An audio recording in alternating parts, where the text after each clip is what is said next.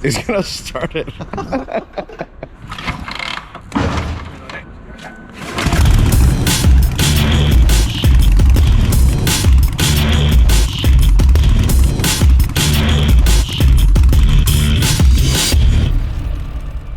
What up, Block fam? Welcome to today's episode. We are sitting here in front of Warr's Harley-Davidson with one of the Warr's family members himself here. This is John Warr, yeah. Hi. I'm the owner of Warr's Harley-Davidson. I'm the third generation owner for the oldest yeah. Harley dealership in Europe. We literally just walked in and like he's coming up and saying what's up. Freaking awesome. So seeing as this is like the oldest dealership in Europe, I figured it'd be cool to like do kind of a highlight episode on you guys. I've seen a lot of y'all's builds online. Awesome stuff. Here we are, founded on the King's Road, 1924. Long time ago. This building was built about 22 years ago, but it's on the original site. So it's purpose built for us. I'll take you through the brass W. Awesome. Have a look Yes, I love the front door. Off to you. So we're obviously a full line Harley dealership. And we do everything that's in the current range, but we do everything going right the way back. I mean, there's not a Harley we don't look at. Because of our history, we always like to have a selection. We've got a very big museum of old bikes, but we'll have a selection of a few here all the time, and it rotates. So, for example, at the moment we've got a 1914 single C10. So this was the sports bike of the time. You know, when this bike came out in 1914, Harley were way ahead of the game. This has got a 2-speed transmission on it. It's got obviously single cylinder. It's got a clutch, proper foot clutch. It was the first year that Harley put floorboards on as stock. And like I say, it's got a 2-speed transmission, chain drive, suspension on the rear seat. It's got a seat post, which you saw a lot later in Harley as well. It's a bit lacking in the brake department. It's good fun. I use this bike every year on the London to Brighton Pioneer. This runs. Yeah, absolutely runs like a storm. In fact, last year we took it to Brooklands, which is kind of like the home of British racing, because in 1921 a Harley-Davidson rider called D.H. Davidson was the first rider to break 100 miles an hour. He did the 100 mile an hour at Brooklands. So last year, in commemoration of that, Brooklands invited us along because they know we've got lots of old Harleys, and they said come along, and we did a bit of riding up and down on the track. And this is a 1912. I mean, this is only 2 years earlier, and yet this bike doesn't have a transmission. It's direct drive with a leather belt. You know, it's a straight clutch, nothing like that. 1912, just yank, yank, yank. Yeah, and no brakes whatsoever. No brakes. And the reason you got these big handlebars is because if you look at the section on the front tyre, they're very skinny, but they're the same width as a cart tyre, a cartwheel. Right. Because in those days it was pretty much unpaved and just you're riding along in dirt. So you've got the big handlebars to get you in and out of the ruts. Oh wow, more leverage. That's the idea of those. Makes sense. Very few of these bikes because a lot of them probably got trashed. No bikes. A lot of the time the engines used to be taken out because the Harley engine was so reliable. They dump the bike, take the engine out and run their, you know, compressors on it or run their hammer machine or something like that. They'd use the motor to power some farm machinery. Do you imagine finding like an old compressor with like a vintage original Harley engine? Do you know what? And of course it's called the Harley-Davidson Motor Company because that's what they were known for. You could buy the motor, so they do turn up. Obviously you've got the venerable WL. Loads of those came over to Europe in the Second World War. You know, it was a real mainstay of the Allied forces, 2 wheels, tough as old boots.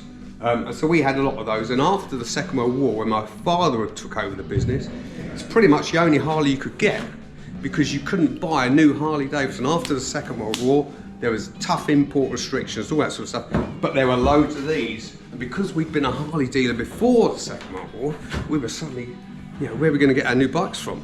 We had to make do with the 45, which did us proud. Even to this day, we still rebuild them and do them up, supply parts for them. For probably about 10 or 15 years, this was the main bike. And they'd civilianise them, make them look attractive. And then when we got into the 50s, we managed to get back with an import license with Harley-Davidson, and we got new bikes in again. And probably one of the first of those would have been this 57 Sportster. First year of the Sportster. When you got this out of the crate, 50, it's 100 mile an hour out of the box in the 50s, yeah. With drum brakes. With drum brakes. Great. It's a diddly little bike as well. Now this is probably one of my favourite bikes of our collection. It's a 1946 Knucklehead EL. Now if you know your knuckles and all that, that's a sweet motor. The EL is 1000cc. This bike is particularly special because it's completely original. Oh wow. Original paint, everything. It's only ever had 2 owners. Bought it off the Buffalo Harley-Davidson dealer in the 70s who did a trade with us. We sent him a WL. What a great swap. Brilliant. And this bike is just a peach. You know, it just runs, it starts every time as all those only knuckles do. I've been looking for a knuckle for like 2 years. Nothing comes up ever, so to see one, obviously awesome, but you can't find them. Like, you got to know somebody that's maybe considering getting rid of one. Just weren't that many made, you know, and at the time I think most of the emphasis in the late 30s, certainly in the 40s, was all on the military stuff. Yeah. There were some military knuckleheads made, and they're even rarer, but by the time we got to this era, 46, 47, they're coming out of that austerity, and can you imagine, you know, that lovely paint job, coffee and cream paint, all these original trims, starting to get that sort of almost 50s look. Wow. We like racing at Warrs, you know, we've done a lot of racing over the years. But so we've got, today we've got an XR 750, road race version, XR TT, huge, great air-cooled drum brakes. I was just going to say, it's a really interesting brake design, yeah. That's cool. It's about as trick as drum brakes ever got. Right. They're really, really stopping power. And of course this bike, at the time, this was cutting edge. Early 70s, Harley moved from the flathead engine. They got into the sort of the overhead valve. They were using that very early XR motor, the dirt tracker motor, and it was good for 150, 160 mile an hour. Someone like Cal Rabel, they came over to the UK in the early 70s. My father worked with the transatlantic race team, and Cal Rabel came over and he won a lot of the races in the transatlantic series using one of these. We're the only dealership ever featured in a Dave Mann print. You know, Dave Mann? Yeah. So I'm actually working with a builder right now, Jared Weems. We actually are working with him to recreate one of the David Mann paintings, Doggone Hot Dogs. Okay. And so we're basically, we just broke down a 1975 Shovelhead to make it to a replica chopper. Right. Yeah. Superb. It was late 70s, early 80s, and he was doing a tour, and he came to Warrs on the King's Road, and he hung around for a bit, and took photos and met everyone. Little did we know that sort of, I don't know how much later it was, maybe 6 months or a year, suddenly we were in the Dave Mann spread in Easy Rider. That's awesome, man. He's gonna start it. In the middle of the advanced retard.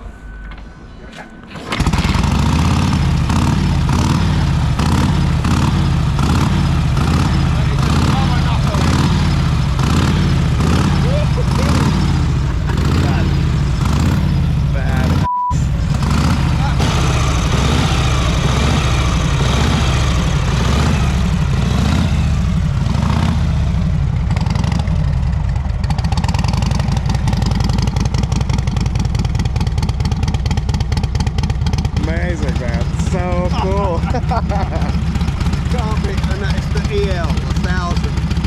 So, and that bike, it's never been restored. It's just been maintained. Right. We conserve them. That's never been blasted or anything like that. That's how it was. You know. Very unexpected, but awesome. Thank you. It's always nice to share this stuff. Yeah. Mad, crazy. The fact it's like all original. Nuts. Hasn't run in 6 months. All original. Yeah. And 3 primes, little choke, kick, good to go. So a lot of this is going to be like your normal retail stuff that you can find at most Harley dealerships. Do have a lot of really cool stuff, but taking us to what, the customization side of things. Carbon fibre swing arm, all sorts of bits and pieces done to that. It's just waiting for a collection. I don't think I've ever seen one with a blue exhaust. No, That's just definitely a first. Is it a ceramic or? It's a ceramic coating. Ceramic coating? Yeah. Big screaming little motor on it, so it will be generating some heat. Wow. It's early TFT screen. This here, FXDR, which when it came out wasn't a particularly popular bike. It was quite expensive. They didn't sell particularly well, but they dropped them, I think, maybe a year, 2 years. And after that, of course, went through the roof. You can't get them. Right. This is one that a guy, it's typical, it's classic. This is one that a guy bought off of us, had it in store, and he said, I really want to make a difference. So we've done some customization, rear end, wheels, that sort of stuff. I think it's such a good looking bike. It is a great looking bike. It's good for around town. So I had one, and the reason I traded it in was because I needed something better for distance. Yeah. So I ended up getting a Softail Low Rider S. Okay. But yeah, awesome bike. I had lots of people come up to me and they would always be like, "That's a Harley?" Yeah. You know, they always would say the same thing, and they're like, "It looks like something Batman would ride." Well, when it came out, that's right. It was kind of like almost like a new V-Rod, wasn't it? It was quite shocking to look at. It's like a breakout in V-Rod. Yeah, Had a that's baby, right. Exactly. So we got all sorts of bits and pieces in here. Custom bikes in for service work. We got Pan America there that's in just starting to be stripped for the new competition that's going to be happening, I think, February, March, all about trailblazers. We're going to try and make Pan America, give it a different twist to it, you know, a different sort of concept. There's a lot of that stuff going on with the Rev Max motor. Take me up onto the roof, actually. Oh, nice. So you can get an idea where you are. Roof access. Cool. Oh, wow. Normally in the summers, packed with rentals, but it's good to give people an idea where they are, really. So this is obviously Chelsea. Over there, it's Chelsea Stamford Bridge, the football stadium, home of the Blues. It's a great spot. We get loads of visitors from all over the place come to see us, and it's very easy for public transport. You might have found that out. Right. Yeah. This area here, the reason there's all these new buildings, including ours, mixed in with old buildings, because the whole area was completely demolished by bombing in the Second World War. Oh, wow. Because you've got, just behind here, you've got the River Thames, literally the other side, in Chelsea Harbour. So you used to get the aircraft just going up the river, and they would just, the young guys would just drop their bombs and try and get the hell out of it. Damn. But there's a lot of damage. But it's weird because it's made the whole thing mixed up. Yeah. You know, you've got stuff over there that's like 200 years old. There's stuff here that's sort of like, well, this is just finishing now. Brand new, yeah. We don't get those stories in America. It's nuts, man. Luckily. Right. I mean, yeah, I'm not complaining, but I'm just saying it's crazy. Right? So this is a bit like Hey, fellas. Aladdin's cave if you like your older stuff. Yeah. Yo. This is Dom, who heads up our parts department. Hi there, nice to meet you. How's it going, man? So we just sort of get people up here. You got sort of like turn of the century engines, 45 engines. It's just a bit of show. We're just like sort of showing people the depth of what we have. Right, right. You wouldn't happen to want to get rid of that pan, would you? This It's hard to find these days. Store a lot of our parts in these Rotomat machines, which just swallow parts up. Right. You know, and we've got everything. There's very few bits and pieces we might not have. If we don't have it, we can usually try and source it. You see the 45 transmission case there, primary case. Just in case you're in need for it. That's a 1915 transmission. See that clutch basket? Yeah. On the transmission on the other end is the first ever Harley transmission, 3-speed transmission. The first transmission. I've even got some of the blueprints of the mechanics of it. But yeah, it's a nice thing to have. You see, it's got a little oil on it. Wild. Come a long way since then. A little bit. Yeah. It's a flywheel touring machine. Oh, wow. For 45s, flatheads, that sort of stuff. But that saw service in our service department for probably about 40 or 50 years. Jesus. So that's the sort of stuff you just keep, you know. A flywheel truing machine. This is me. I used to do a lot of racing, you see, and I used to, early stuff, a lot of 250 stuff, Yamahas, but I also used to race XRs. This is XR 1000. So you racing Harley-Davidsons before Bagger Racing League? Oh yeah. So it's all the t-shirts, constantly changing designs. The guys who work in here, they kind of always pick stuff that's different. You get people in who maybe not necessarily Harley fans even, but just like the clothes. I mean, yeah. We're both wearing them today. Yeah, exactly. Not because we have to, because we like them. All right, guys, we bought some Warr's Harley-Davidson bits, but they took great care of us. Thank you, guys. Appreciate you. So naturally, at the end of it, I'm back in over here with the old bikes and really floating around the Knucklehead. Of course. All original. We might do a dedicated episode on just that bike. Yeah. But so I'm here with John Warr, and man, I just have to say thank you again for the hospitality, for the tour, for allowing us to be able to check it out, and for sorting us out with motorcycles to kind of explore through the rest of London today. Well, I hope you're going to have a good time riding through London town on those Harleys. Yeah. But yeah, you're very welcome to come along. It's a well-trodden path. People have been coming to us for years. Harley enthusiasts. Bring them on. Very cool. So where can people find you guys online, all that stuff? Yeah, wars.com. Wars.com. WARRS.com. Everything's on there. Locations, directions, online store, souvenirs. Obviously, we've got all that sort of stuff. So, Awesome. yeah. Very cool. See some good pictures of that. Hey man, thank you again. Ride safe. Been a pleasure. About wraps up the episode here at Warr's. It has been amazing. If you guys are in the UK or you're visiting over here, you know, just in the area, local, whatever, highly recommend stopping by. Check out some of the old bikes. Check out the custom builds. Can't thank you guys enough for the hospitality, especially seeing that Knucklehead get started up. Hey, if any of you guys out there know the spot where, you know, a guy can get a good deal on a Knucklehead, let me know. It's so hard to find. Bro, I'm just so beside myself right now. Like, what is life even? I'm in London with Archie Man at Warr's Harley-Davidson, and I'm literally out here and I've just put my helmet and bag and stuff, getting ready to gear up, get on some Harleys to ride through the city. Just got like an awesome tour, private tour through Warr's Harley-Davidson. It's crazy. Right? Like, you know, putting a GoPro on a motorcycle helmet is led to. Like, literally that right there. It's wild, man. I love motorcycles, dude. I hope you guys enjoyed the episode here with Warr's. Like I said, swing by if you guys are in the area. Big thanks to John and the rest of the staff for the hospitality. We greatly appreciate it. You guys be sure to check them out online.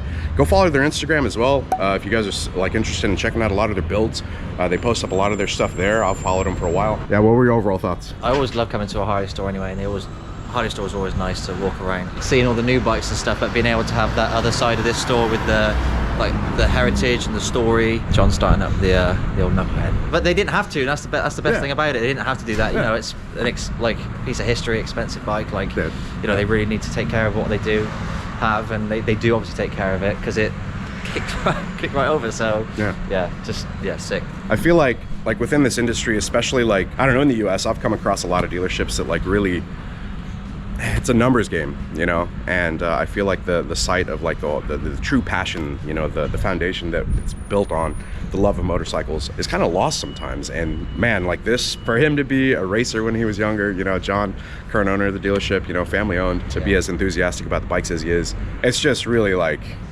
uplifting to see that something like that exists here in London, and it's the oldest in Europe. So big shout out to Warr's. Do me a favor, go follow Archie Man.